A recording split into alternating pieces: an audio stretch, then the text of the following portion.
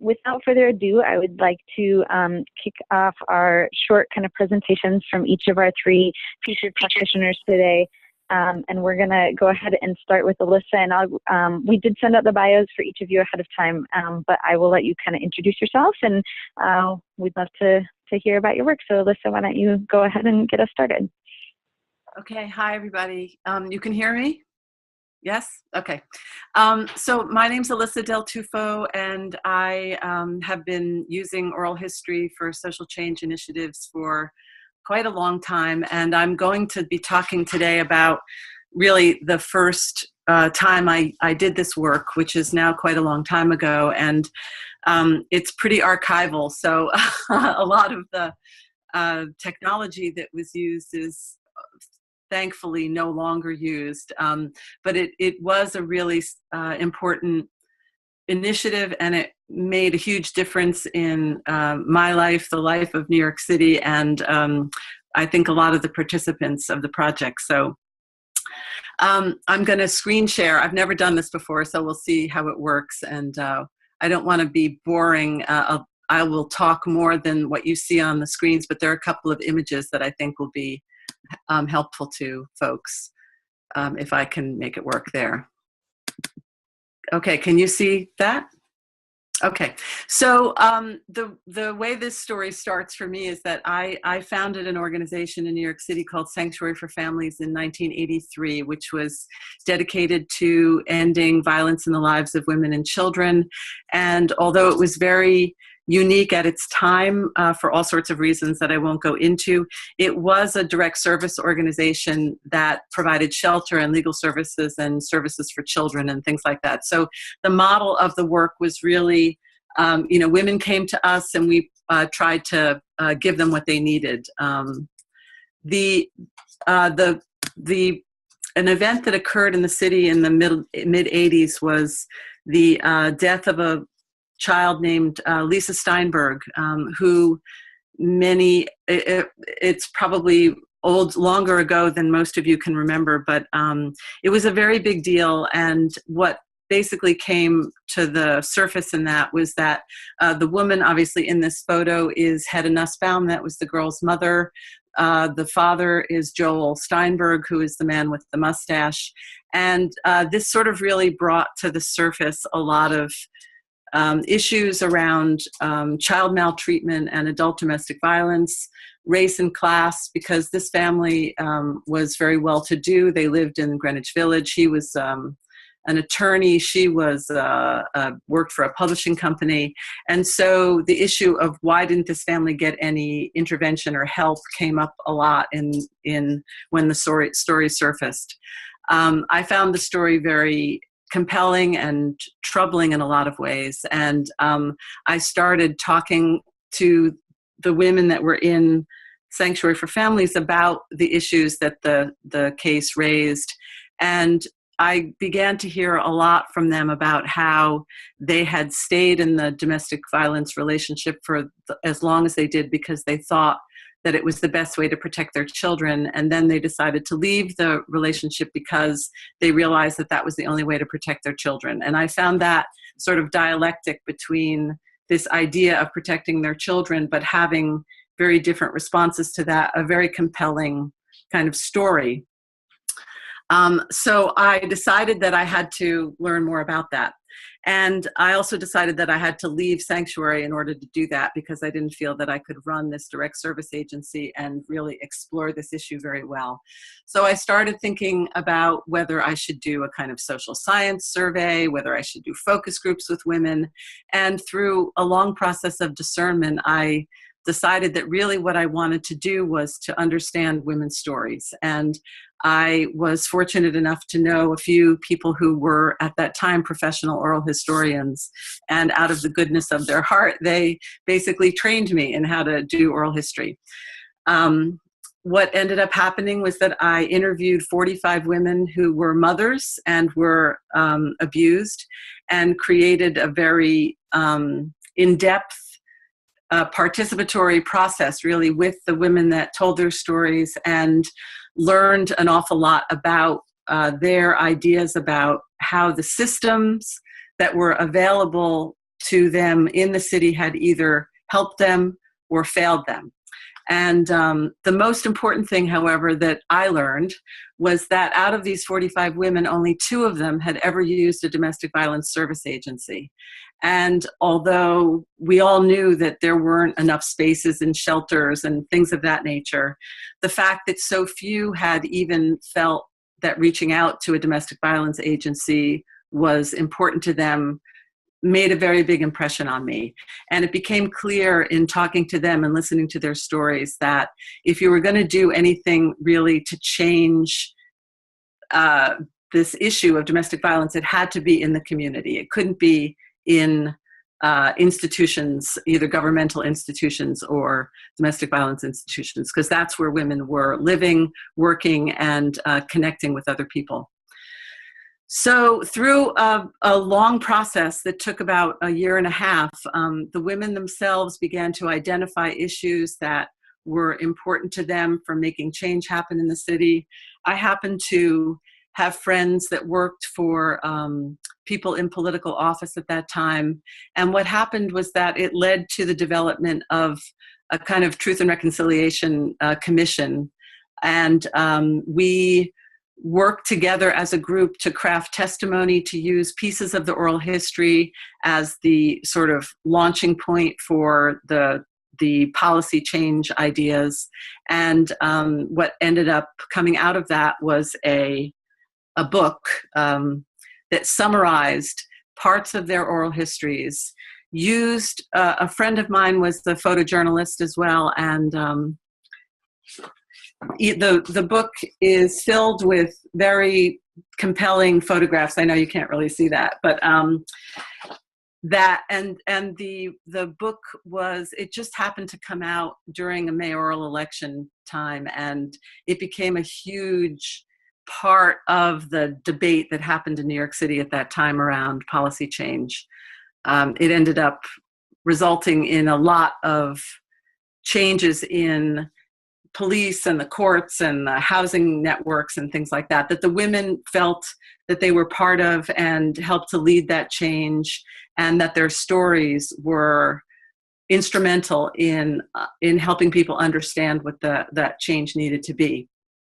We also created a traveling exhibit. So the photographs were blown up, and we had a couple of evenings in each borough in New York City where written parts of their testimony were printed and their photographs were there. Some of the women participated in a kind of a presentation, and that also drew a lot of people in to beginning to really talk about this issue in a community-focused way, and not like those women over there, but more like a community issue. I also did want to share with you that I used tape for my recording, and this is a sample of one of the transcripts. Thank God, many of us don't do that anymore, but that's where we were at in terms of the technology of all this. I then started another organization called Connect, which really took these ideas of participatory practice very seriously. We ended up doing a lot of participatory research. We used narrative in very focused community settings to bring the stories of local people to bear in terms of what kinds of changes that community wanted to make. We did transformative education. We did a lot of community arts, and turned some of the stories into radio productions. I then started another organization, which is what I run now, called Threshold Collaborative. That's our trailer, which we haul around with us and do some story gathering, but mostly because we've really learned a lot over the 15, 20 years since this initial oral history project. We've really created a kind of a set of methods to use when trying to partner with communities or organizations that are trying to build change. So we do a lot of teaching and workshops about methods. We have a lot of techniques and strategies and products in a way that we've developed to make community oral history gathering a lot more seamless and easy. We do long-term collaborations with networks and initiatives. We've been working on a lot of food justice initiatives around the country, some racial justice issues. We have a curriculum that's used in schools to teach oral history is in terms of a sense of identity, but also connecting with the community around change. And we do a lot of installation work where we take digital recordings and create installations in towns or in public spaces so that people can experience the stories in a community engaged setting. And some of those are participatory where people would then share their own story. Some of them have facilitated dialogue or conversations that go along with them.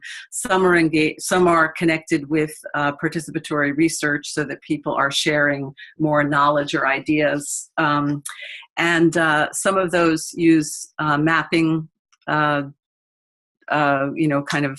computerized functions. So that's what we do now. So that's my presentation, and I will stop talking for a while. We're going to do questions later, Sarah. Yeah. Okay. Thank you. Yep. Thank you, Alyssa. So yeah, feel free to be jotting down your questions and ideas as we go, and also to send them over chat if you'd like. But we'll hear a little bit from Manissa and from Mark, and then we'll open it up for questions for all three of them and on a broader discussion. So Manissa, would you like to go next? Hi, everyone. Thank you so much for that, Alyssa. So I guess I also have things I'm going to show you. I'll just quickly introduce myself. My name is Manissa. I'm in New York currently. I'm a graduate student at the Graduate Center. I'm getting my PhD in anthropology. But the project I've been working on is in San Francisco, in the San Francisco Bay Area. And it was part of my dissertation fieldwork, but also just a separate project. And I guess I can just say I've been working on it for about the past 2 years now. And yeah, let me just start by showing it to you because it helps me talk about it if we can see it. So I'm going to screen share with everyone also. Can everyone see that? Okay, so this is the Anti-Eviction Mapping Project's sort of main website where we have our list of maps here, different resources about us, and we have the narrative map up here, which is over here. So my involvement with this project comes out of getting involved. My fieldwork in San Francisco is about displacement and gentrification and resistance to displacement and gentrification in that city. The Anti-Eviction Mapping Project is a data visualization and oral history collective that maps the political economy of the Bay Area. That's the short version. We have a long version of what we do. But the project really came out of wanting to make the connections between what was happening in San Francisco, so evictions and displacement and the city rapidly becoming very expensive, and to connect the dots between that process and some of the big players, the tech industry, the real estate industry, what sort of laws are being used to cause this to happen. So not just accepting gentrification as inevitable, but to really sort of try to disentangle the different structural factors that were causing this to happen in the city. So we have all these maps. The list of maps is here. We have demographic maps, public space maps, surveillance and violence maps. And the big map that sort of put us on the map was this Ellis Act eviction map. So the Ellis Act is a piece of legislation in California that basically lets landlords evict tenants when they want to go out of business. The point is that in San Francisco, we found that this act in particular is being used to displace and evict long-term rent-stabilized tenants, rent-controlled tenants, at a sort of really increased rate. So we wanted to make a map that would sort of track how the Ellis Act was used from 1997 to, this goes to 2000, we're at 2009 right now. And so I'm going to play the map for a second. So can everyone see what it's doing? So the bubbles that sort of pop up are evictions. The bigger bubbles mean more people were evicted. So smaller ones is maybe one person, bigger ones are entire buildings. So we made this map, and it gets you through, it starts at 97 and gets you through the present. And basically what you see is you see the map start accelerating as it moves, and the acceleration is the current sort of tech boom in the Bay Area. So you right now, 2013, you see it start speeding up.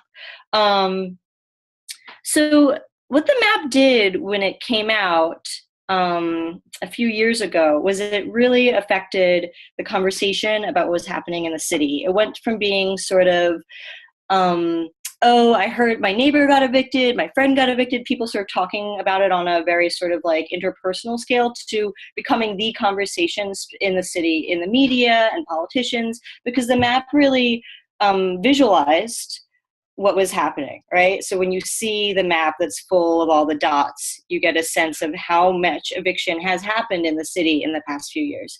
So the map had a big impact on its own. It was featured on the front page of newspapers. Politicians started talking about it. And the mapping project, the anti-eviction mapping project, we're excited about that. But we're also really nervous that while we are making visible evictions and displacement in the city, that the map itself also served to erase people's stories. So each of these dots that is here, you know, is an address, right? 9 evictions at 480 Greenwich Street. But it doesn't tell you anything about who those people actually were. So we decided, I have an oral history background. I did the Summer Institute at Columbia, and was already using oral histories in my research. So I was already doing oral histories in the Bay Area. And me and the founder of this project, Erin McElroy, sort of were like, we have to do oral histories to fill in these dots. So that's how we got to oral history. This is our Narratives of Displacement and Resistance map. So this is the Ellis Act eviction map with, those are the red dots. With the blue dots are places where we have stories. So the other thing that happened is the mapping project is based out of the San Francisco Tenant Union.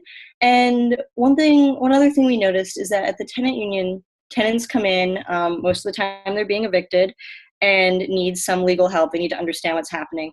But one of the things that they really want to do is tell their stories. So just being and having our project housed in the tenant union, and just sitting there and like over and over again hearing people's stories, we're like, we have to start recording these stories. They're so important. They need to be out there. They need to be part of the public conversation about what's happening here. It's not just, oh, the city's becoming more expensive and some people have to leave.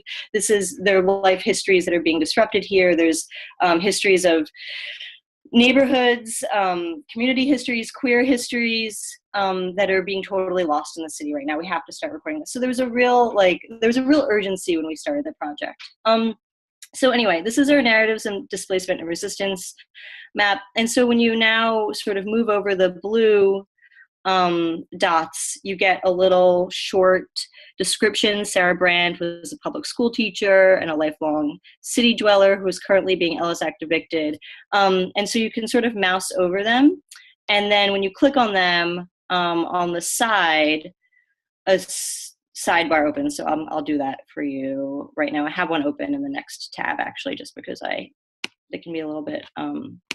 So here we have Brady McKay. We have a picture of her here. That's her with a megaphone. And if you click on this, I'm not sure how audio works over screen share, so I won't actually play. And I won't actually play any of the audio, but what we have, we use SoundCloud, and what we have is usually a 5-minute clip of the oral history, and then we usually have the full one too. Sometimes we don't have the full one, we just have the 5-minute clip, depending on, release forms and how much people wanted to have their stories up here. But for most of them, we do have the full oral history as well as a clip. And so the project has also recently expanded to the East Bay. So I'm just going to move the map over to the East Bay. And we're in the process of now mapping evictions. Again, the red dots are evictions, and then trying to fill in our map with stories. And you can see this one's anonymous, which is interesting because we have like a triple consent process at this point because these are so public facing, and people do have the option of being anonymous if they want to in the end, which people do opt for sometimes. So, which is totally on, up to them. Anyway, so we're filling in the East Bay. This is the newest part of our project. I think last time you saw this, maybe Sarah, we didn't have the East Bay yet. So yeah, we're really excited to be making the connections between San Francisco and Oakland. We have a bunch of community partners in the East Bay. We're also going to be including some of the surrounding suburbs or smaller cities that don't get as much focus. So we're really trying to move this project to being a regional project right now. But yeah, so that's the project. The other thing I want to mention about the project is I think someone said that they do public art for social change also. I can't remember who it was. But the other thing we did was we put together this mural in Clarion Alley. So one of the things we're really invested in is the project is this, it's on the web for the most part is where it lives, right? But we really wanted there to be material aspects to it too. So we've made a zine that we distribute. I can show you the zine. This is our zine. It's called We Are Here, Oral Histories in San Francisco. And so we really wanted there to be like a paper version of it too. So in this paper version, there's like pictures of actions and stuff like that. And we wanted there to be a version of the project that existed in public space in San Francisco. So we did this mural. For those of you who know San Francisco at all, Clarion Alley is this sort of famous alley where there's all these murals. They rotate. So we partnered with some mural artists in Clarion Alley and did this mural. The picture you see right now, this is the map. And then these are some of the stories from the map here that sort of pop out on the mural. And we have the website down here, and you can call in. It's over here in the script on the side here. You can call in. So while you're standing there, you can call in, and you have the option of pressing through and listening to these stories that are featured here. And you also have the option of calling in and recording your own story. So this was a way of us also being in public space with what is mostly a digital project and an online project. So these are the parents of Alejandro Nieto. This is his mural, his portrait here. And Alejandro Nieto was killed by the SFPD. And someone called him in as a suspicious character. He's Latino, or was Latino, and grew up in the Mission. Anyway, so this is his mural. This is his mother. Anyway, so this is Benito, who is this is the launch. These photos are the launch of our project. This is Benito. I interviewed him. It was one of these epic 3-hour oral histories, not 3 hour, 6 hour, 3-session oral histories. We went through every year of his life. Anyway, he was being evicted. He was really active in organizing against his eviction. We actually managed to get his building into a community land trust, and he's not being evicted anymore. So just to think about some of the concrete impacts of our project, I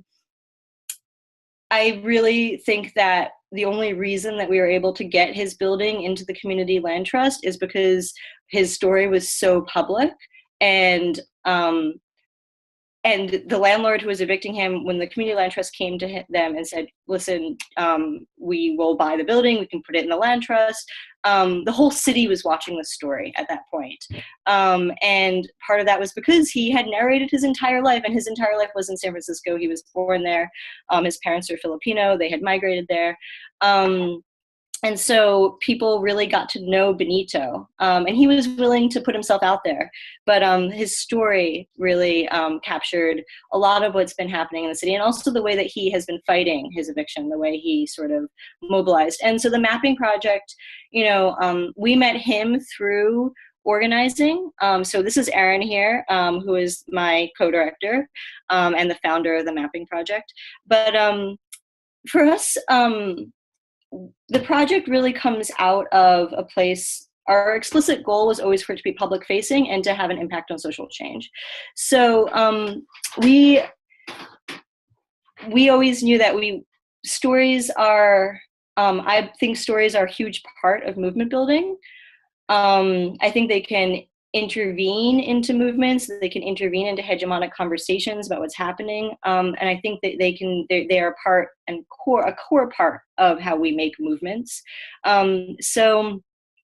And I think Benito's story is a good example of that. And I can talk more about that. I'm not sure how long I've been talking, Sarah, in terms of, should I wrap up? Yeah, okay, sorry. Yeah. I could talk about forever, but I can answer some questions. I guess the key things I've learned I can probably answer in the question and answer. But I was just gonna say that the work is slow. Storytelling is key to movement work. And the way that oral history contributes to social change is nuanced and multiple, and we can talk more about what I mean by that. Thank you. Sorry if I talked really quickly. I'm going to mute myself. No, that was great, Manissa. Thanks. And I just want to make sure that we do have some time for questions at the end here. So I'm going to pass it over to Mark. Mark is going to. Can you hear me now? I'm unmuted. Can you hear me? Yeah, we hear you. Okay. I have a very, very different story than these amazing projects. I began using oral history in my historical scholarship in the early 70s. It was an essential part of a book that I wrote called Communist in Harlem During the Depression, and also an essential part of a book I wrote on the tenant movement in New York City from 1904 to 1984. I've always been a community organizer, activist, and coach, but I never connected the oral history I was doing for my research to community activism until by accident I founded a community history project called the Bronx African American History Project, which has now grown to fairly enormous proportions. And we found our research drawn into a variety of social change struggles in the Bronx. So let me tell you how I became drawn by accident into using oral history and social change.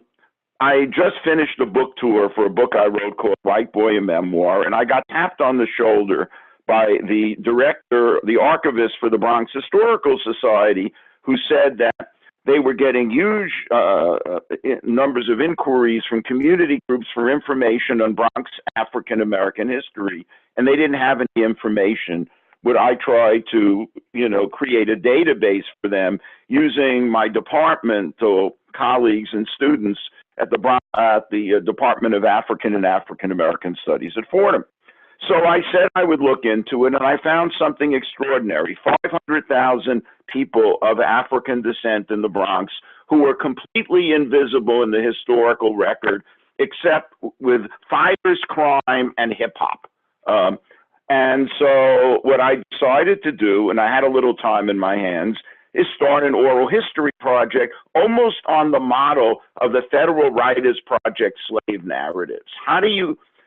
but when people aren't on the historical record, you use oral history to get them there. So I did one interview with somebody I knew, a great 3-hour interview about growing up in public housing in the Bronx in the 1950s and she was talking about it as a great experience. All of a sudden, her friends started calling me. When are you going to interview us? We're tired of our lives being erased by narratives of crime and violence. When African Americans started moving to the Bronx in the 30s, 40s, and 50s, we came to communities which were multiracial, which were safe, filled with great services. Nobody ever tells our story. So before I knew it, I was interviewing 20 different people from one housing project. Then word got around to people in what was the largest African-American neighborhood in the Bronx in the 40s, 50s, Morrisania, and they said, when are you going to interview us? In other words, you had a whole community waiting for its stories to be told. And a couple of things came out pretty quickly. One, that there were Bronx neighborhoods which was seen as a place for upwardly mobile Black and Latino families to move to. Public housing, rather than being the projects of sort of hip hop, fame, were places that people saw as a huge step up and were filled with services and into multiracial interactions. The other thing we discovered by accident was that these two neighborhoods in the Bronx, Morrisania and Hunts Point, were places where more varieties of popular music were created than any place in the world. You had mambo, you had doo-wop, you had bebop jazz, then salsa, then funk, all of this before hip-hop. So we're getting this information. All of a sudden, the schools hear about the music research, and they ask our team to come in and start training people in doing community oral history programs. And I want to say one thing about this structure of this. This was all based in the university, but from the first, this is a community-driven project. So we had a community research team who told us what we needed to research. And so, it's not the scholars deciding what we're looking at. It's community people saying, look at this church, look at this club, look at this theater, look at this housing project. So we're in the schools. We're in 30 different schools. We're eventually kicked out of the schools because of testing. We had 4 years of the most amazing community history projects until the mayors started rating schools and test scores and closing them. But in the meantime, every group of musicians in the Bronx started contacting us to tell their stories. And this leads to an actual social change aspect of it, which is saving a building which was taken by predatory lenders out of the Mitchell-Lama program and was about to be closed. It was 1520 Sedgwick Avenue. It's about 10 blocks north of Yankee Stadium. I was contacted by a housing organization, UHAB, saying, we desperately want to save this building from predatory lenders. Wasn't that building where hip hop started with the parties of Cool J Herc, DJ Herc? Could you start trying to get this landmarked to save the building?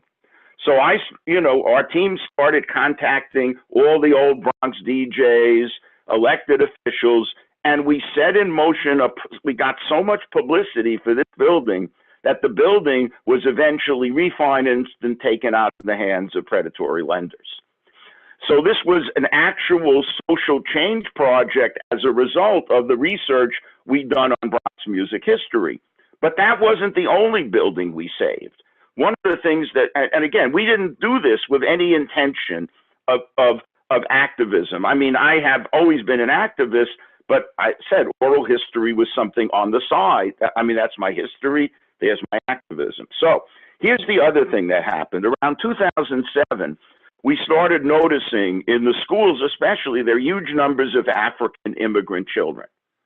And we began to realize that there are more African immigrants in the Bronx than anywhere in the Western Hemisphere, probably over 100,000, 40,000 from Ghana alone.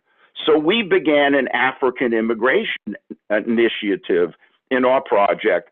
We hired somebody to take charge of that, began reaching out to the African community.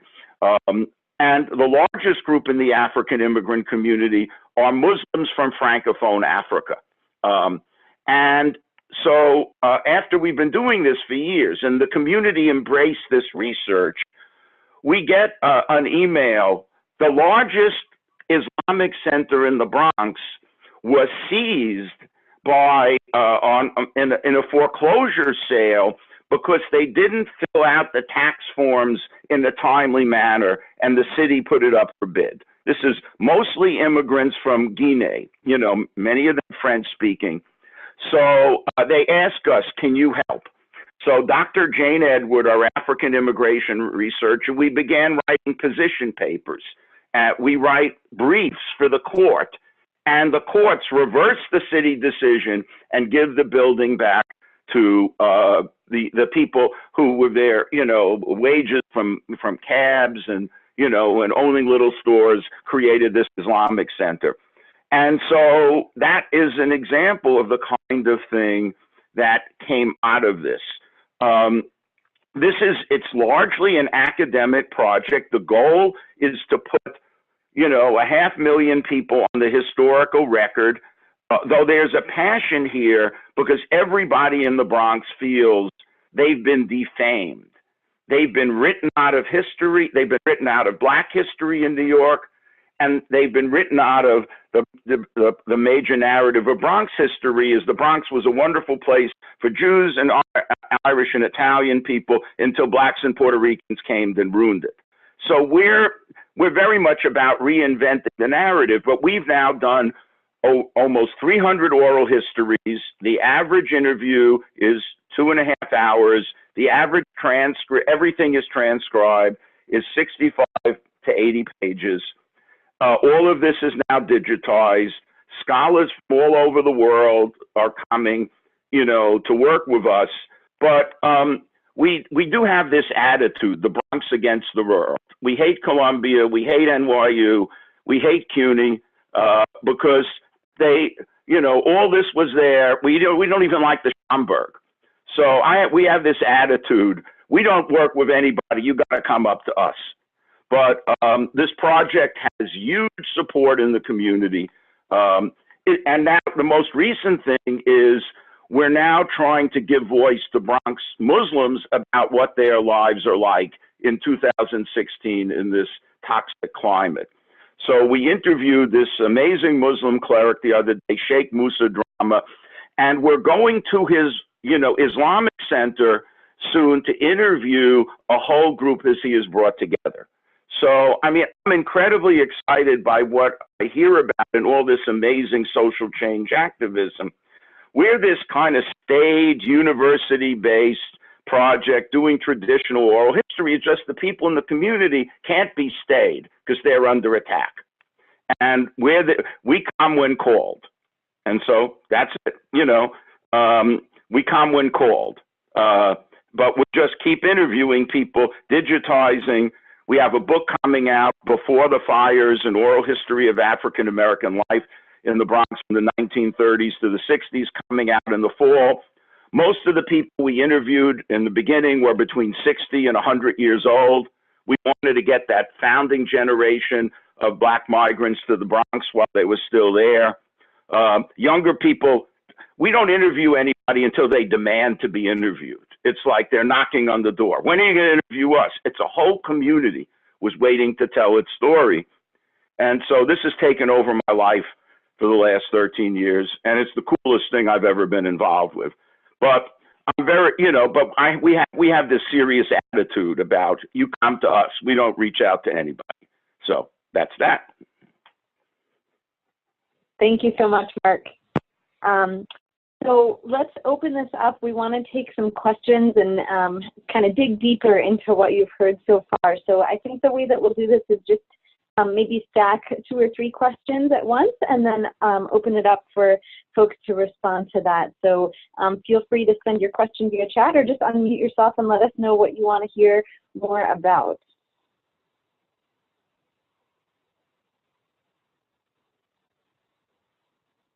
Well, I think it's wonderful to hear about these projects. I am mesmerized by the scope and depth of it. And I have a couple of questions. One has to do with, it seems that there's a lot of technology involved, especially in Manissa's, and the other woman, I'm sorry, I don't remember your name. And so that to me talks about the level of technical knowledge that people have to have in an oral history project. And then, so the question is, what are your funding sources? How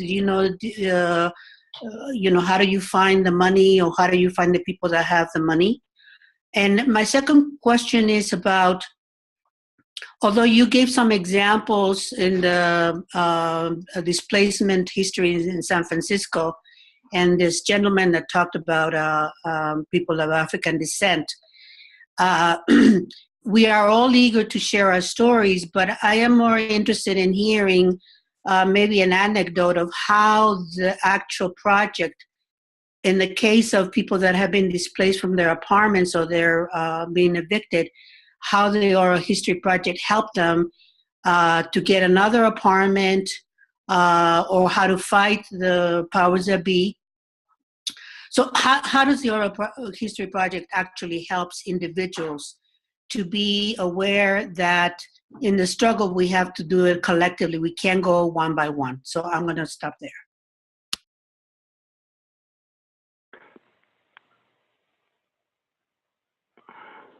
Great, thank you.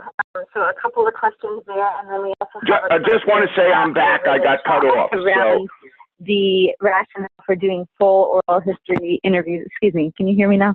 For doing full oral history interviews versus more ones more narrowly focused on the eviction.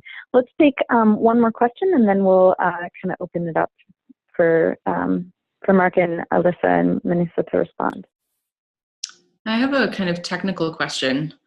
Particularly Manissa, did I say that right? About the mapping project. I'm interested in the technologies that you used for the mural, and also for, I'm sorry, the first person who spoke, when you talked about installations that have audio recording, what are some accessible technologies that could be used by other people doing projects to have the audio portion of that sort of public art or installation mural? Great, thanks. So Manissa, do you want to take a first crack at some of the questions, and then maybe we'll go to Alisa and Mark, and then we'll do another round?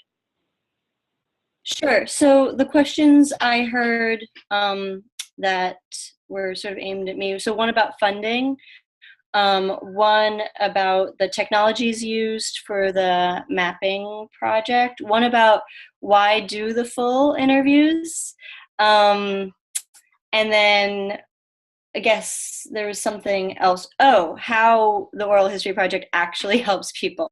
So that's a lot, and I could probably talk about all those things for another hour or so.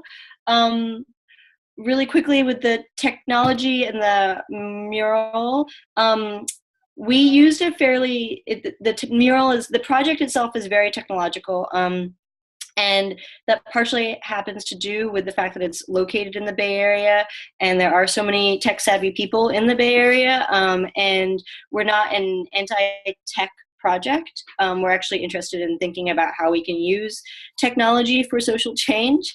That's one of the explicit goals of the project. And that has to do with the context of the area we're in. But in terms of the mural, there is actually a fairly simple technology we use for it. I can't remember the name right now, but it's just like, it's a phone software where you can set up like a general number that people call into, and I have it on a Google Doc somewhere with the actual name of that technology is, and I can send it to you once I find it, okay? But actually, that, Olivia, that is not like hugely technologically challenging. You just set it up, honestly. So there's that. In terms of this question of why we do full oral histories with people, that is actually, we've been asked that a bunch. We were really, really concerned with putting together a map that just fills in this map of evictions with stories that sort of tell over and over again, like, my landlord did this to me, my landlord did that to me, and then I was evicted. That was not at all the sort of map we wanted to put together. We wanted a map that would document neighborhood history and community history. And we wanted a map that would add people's lives, not just their evictions, to the narrative of what's happening in the city. So we were worried about the Ellis Act map reducing people to dots, and then we were worried about our oral history map reducing people to their evictions.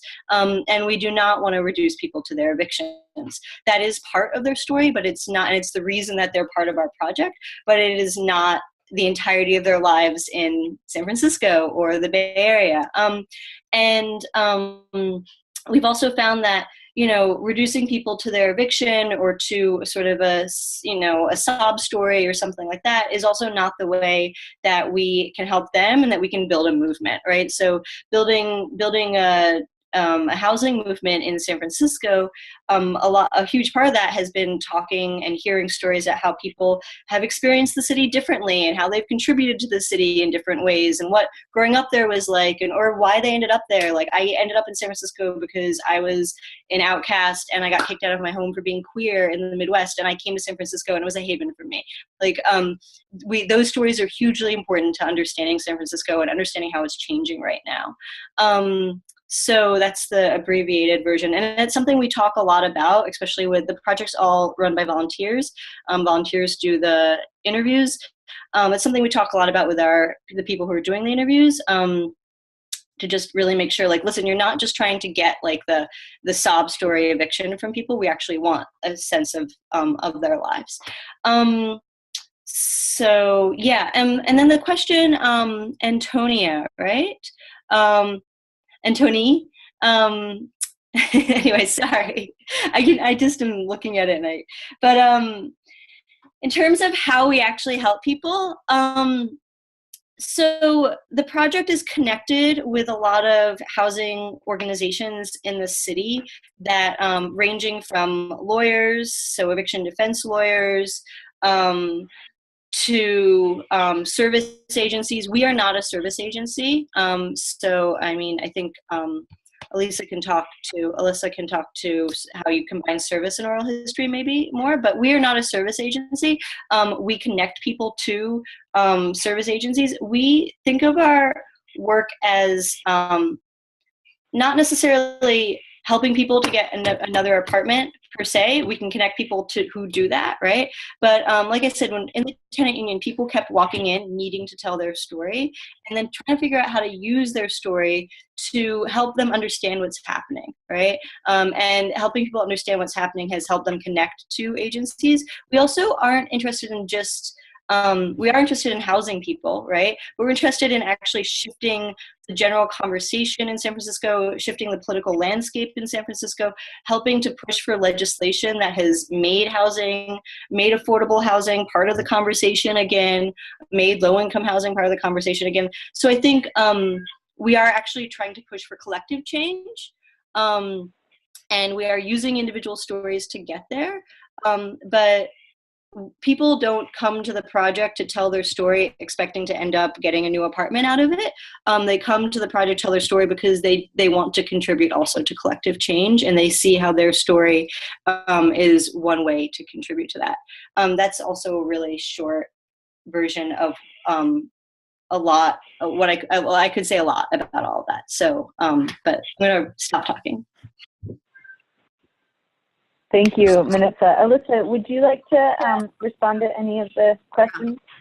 Well, I agree a lot with what Manissa was saying. I think that in terms of change, when I did the Oral History Project back in '91, I represented the sort of organizing principle. You know, I had this desire to see change be made in this particular set of issues. But when I reached out to women who might want to participate in the oral history part of the project, we didn't have that goal yet. It was formative, you know?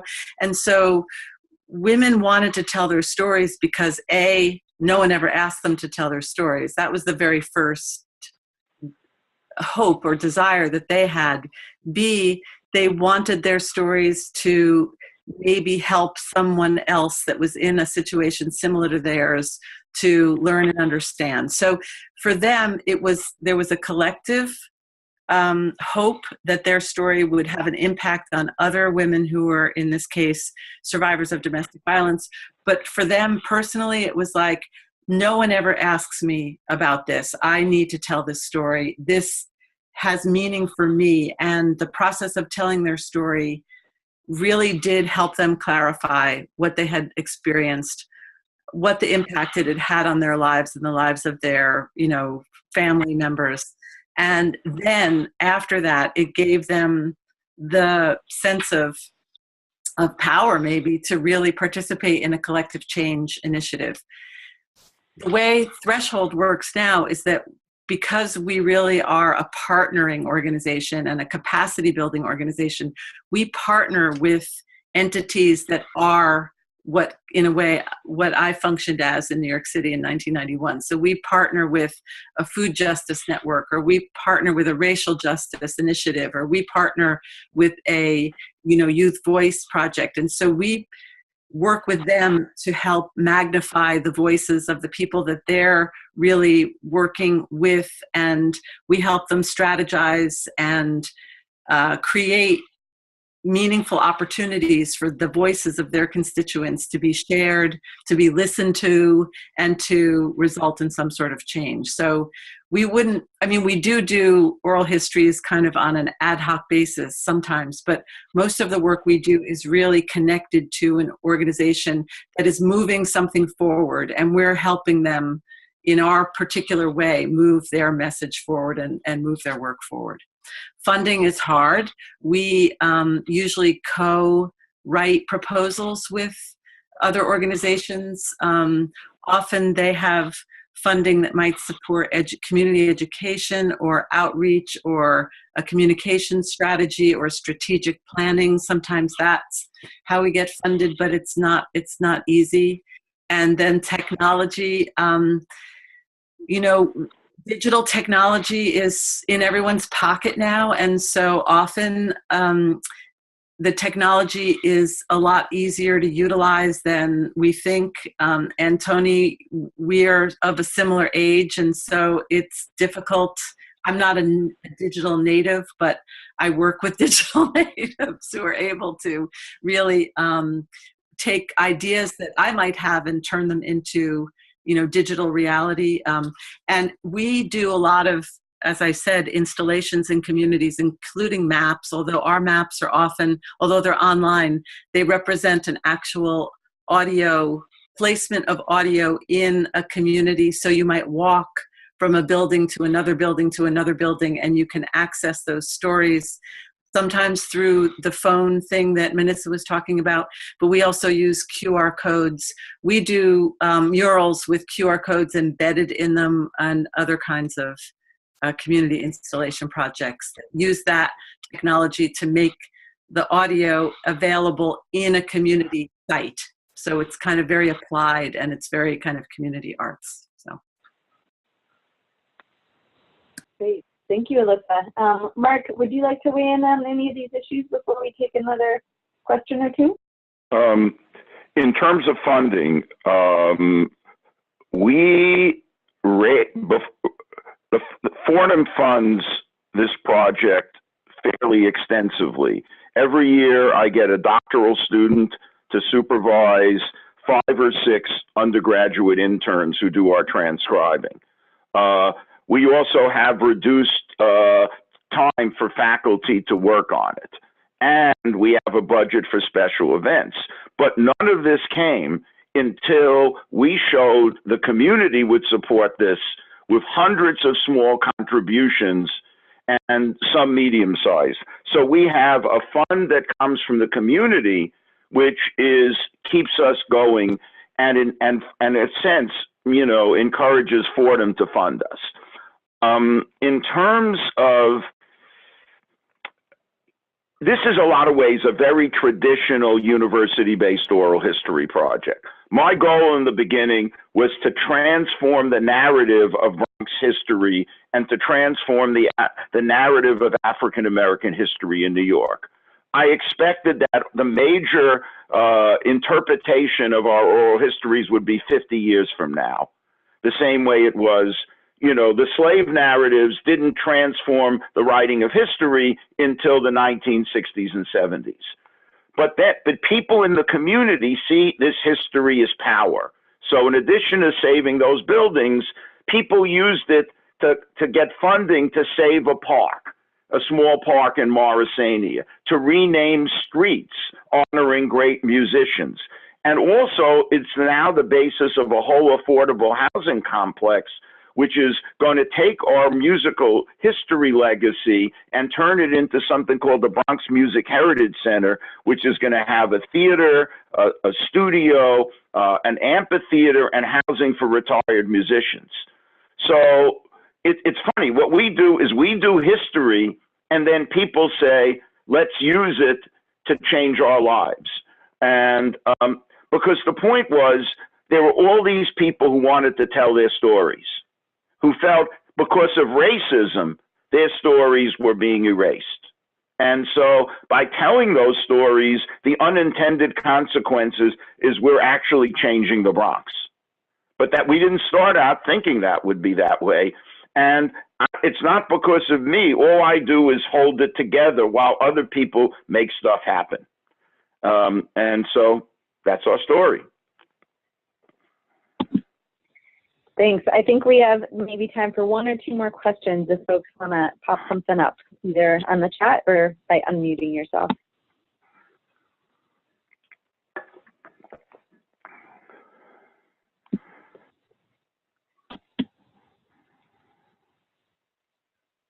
Angela, we're having a hard time hearing you. Do you want to send your question over the chat maybe? Okay.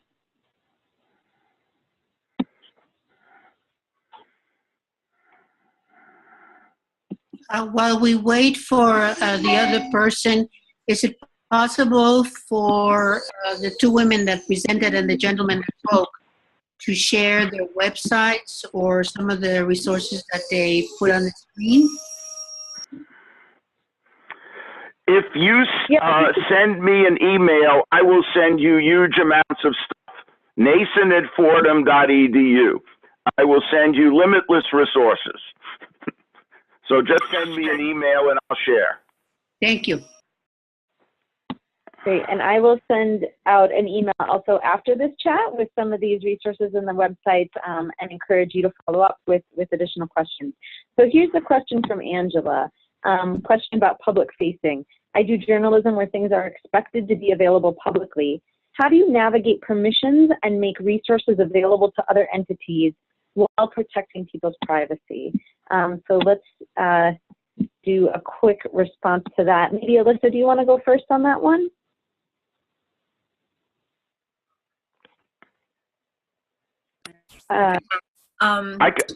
We use an iterative release form process where because we might in an initiative we might collect 20 stories, right? And those stories might be long and they might be used in one kind of setting, but there might be other much more. And that might be online, for example, in an archive. And then, but as we move forward and there's strategic planning, some of those stories might get used in a much more public way. And so we are constantly upgrading our permission and release forms with those people so that they know how we've transformed their story, because the more public the story is, the shorter it usually gets. So we do a lot of editing work on our most public stories. And so we want to make sure that A, the person is comfortable with their story, and B, that the person is comfortable with how it's going to get publicized. And so we just keep doing that. We do a lot of photography, sometimes video with people. We work with people who have privacy and confidentiality issues, so we never use their face in some of the work that we do. So we just try to make sure that we're in constant contact with the person whose story is being shared, so we don't violate anything that they don't want to have out there. And occasionally that means that we can't use their story. Mark, do you have anything you'd like to add to that? Oh, yeah, absolutely. When we started the project, everybody wanted their stories to be public. And we had a release form. You understand that it could be in a film, it could be in a book, it could be in a school, and all the people wanted this. But once we started doing the African immigration research, that all changed. We have a lot of people who wanted to tell stories but have their identities disguised. So we have a release form where people make up fake identities and disguise who they are in the interviews so we can get the story out without identifying who the people are. And that was, we had to do that when we began the African immigration research. And I think if you're dealing with sensitive issues, you have to disguise people's identities. And you have to be extremely careful not to compromise anybody. But we didn't run into that until we started, focusing on African immigration. Thank you, Mark. Manissa, anything you'd like to add? And then we'll wrap up the conversation. Sure. I can say that privacy has been a really big issue. The project is explicitly public-facing. People know that when they get involved. So they are contacting us to be involved with the intent to publicly share their story. So there's that. We do, like I said, we have like a triple consent process where we talk people through what it means to tell their story publicly before they do the oral history. Then we sign release forms with them after. Then we send them the oral history and the clips. They also choose the photo, and they also choose where they want to be geolocated on the map. So they don't have to be geolocated to their home. They can be geolocated to someplace that's important to them. Anyway, they choose where they want to be represented on the map. And they can pull their oral history whenever they want.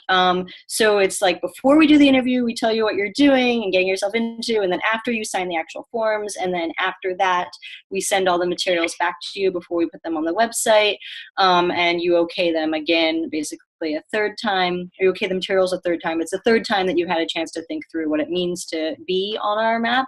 We've had people pull things. We've had some bumps along the way, especially in the beginning. It's a lot smoother now. We're revising our consent form again, so I think we just keep revising our consent form.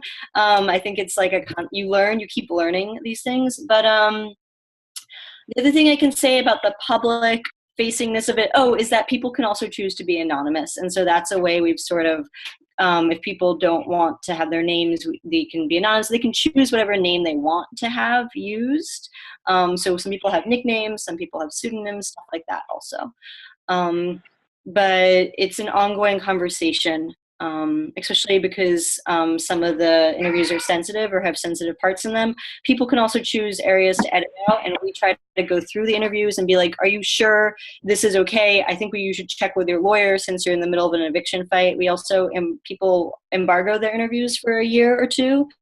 And we are creating a public archive, so everything will be donated to the San Francisco Public Library, but we're not currently doing that because once we donate them, they have complete control. So we're probably not actually donating the interviews till the project is wrapped up, because we want to maintain control over being able to take people's stuff off and on the website really easily. So one thing about it being public is that we can just click a button and the SoundCloud goes down in like 10 seconds, So no one is, tomorrow you call us up and say, actually I need to take that down. We take it down immediately.